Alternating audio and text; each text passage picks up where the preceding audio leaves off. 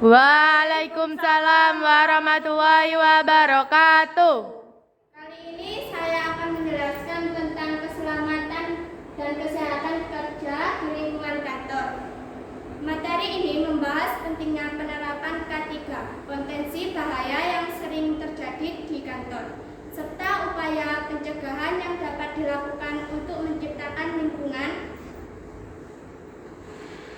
kerja yang aman, sehat, dan produktif. Next.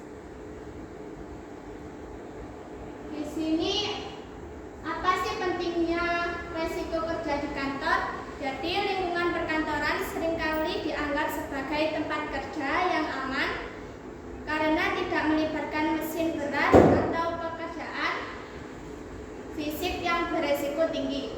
Namun pada kenyataannya lingkungan kantor tetap memiliki berbagai potensi resiko kerja yang sering tidak disadari. Contohnya seperti terpeleset, tersandung kabel, gangguan kesehatan akibat posisi duduk yang salah, hingga kelelahan mental.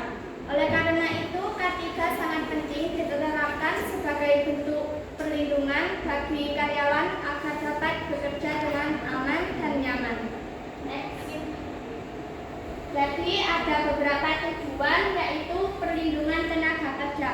Keselamatan dan kesehatan kerja atau K3 merupakan suatu upaya yang dilakukan secara sistematis untuk melindungi tenaga kerja dari kemungkinan terjadinya kecelakaan kerja maupun penyakit akibat kerja. Penerapan K3 bertujuan untuk menciptakan lingkungan kerja yang aman, menjaga kondisi fisik dan mental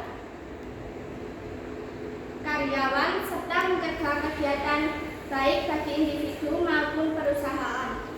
Dengan penerapan K3 yang baik, karyawan dapat bekerja secara optimal sehingga produktivitas berusaha juga dapat meningkatkan.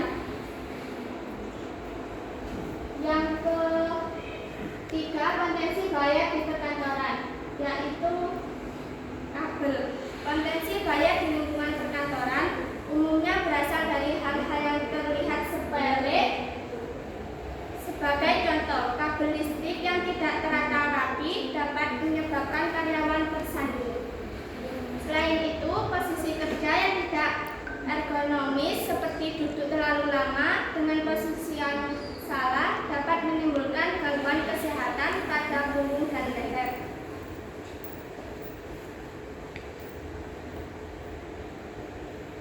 Pencahayaan yang kurang memandai juga dapat menyebabkan kelalaian mata. Tidak hanya itu, tekanan pekerjaan yang tinggi dapat memicu stres kerja yang terdapat pada kesehatan mental karyawan.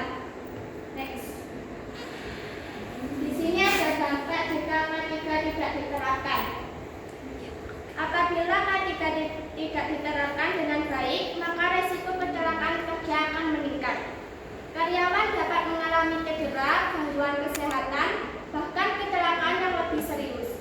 Dampak lainnya adalah menurunnya kinerja karyawan karena kondisi fisik dan mental yang tidak optimal. Bagi perusahaan, kondisi ini dapat menyebabkan kerugian baik dari segi waktu kerja yang hilang, biaya pengobatan, maupun penurunan produktivitas secara keseluruhan. Next. Dan di sini ada upaya pencegahan dan perlengkapan K3. Upaya pencegahan K3 di lingkungan perkantoran sebenarnya dapat dilakukan dengan langkah-langkah sederhana, diantaranya adalah menjaga kebersihan dan kerapian ruang kerja, menata kabel listrik dengan baik, serta menggunakan meja kursi kerja yang ekonomis. Selain itu, perusahaan juga wajib menyediakan perlengkapan K3 seperti alat pemadam api atau APAR dan kotak P3K. Langkah-langkah pencegahan bertujuan untuk meminimalisir resiko kecelakaan kerja dan menjaga keselamatan seluruh karyawan. Jadi di sini ada kesimpulan dari materi K3 dalam lingkungan kerja, yaitu kesehatan kerja di dapat diabaikan. Penerapan K3 bertujuan untuk melindungi karyawan, mencegah kecelakaan kerja, serta menciptakan lingkungan kerja yang aman dan produktif. Penerapan K3 bukan hanya menjadi tanggung jawab perusahaan, tetapi juga seluruh karyawan. Itu saja yang saya jelaskan.